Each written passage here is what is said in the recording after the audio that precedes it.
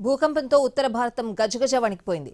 ఆఫ్ఘనిస్తాన్లో సంభవించిన శక్తివంతమైన భూకంప ప్రభావం భారత్పై చూపించింది. ఢిల్లీ సహా పలు ప్రాంతాల్లో ప్రకంపనలు రావడంతో ప్రజలు భయాందోళనకు గురయ్యారు. జమ్మూ కాశ్మీర్లో అయితే కొండచర్యలు విరిగిపడ్డాయి. ఆఫ్ఘన్లో సంభవించిన భారీ భూకంపం ధాటికి భారత్ పాకిస్తాన్లో భూప్రకంపనలు చోటు చేసుకున్నాయి.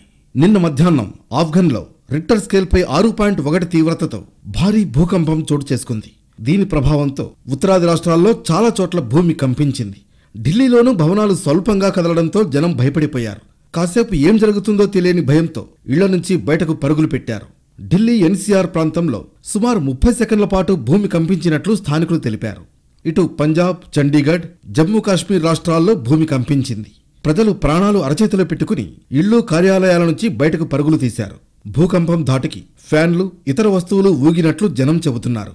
జమ్మూ కాశ్మీర్లోని పూంచ్ జిల్లా, దక్షిణ పీర్ పంజాల్ ప్రాంతాల్లోనూ ప్రకంపనల తీవ్రత కనిపించినట్లు అక్కడి వారు తెలిపారు. కొన్ని ప్రాంతాల్లో కొండచర్యలు విరిగిపడినట్లు చెప్పారు. ఇక పాకిస్తాన్లో కూడా భూమి కంపించినట్లు అక్కడి మీడియా వెల్లడించింది. లాహోర్, ఇస్లామాబాద్ సహా పలు ప్రావిన్సుల్లో భూప్రకంపనలు నమోదైనట్లు తెలిపింది.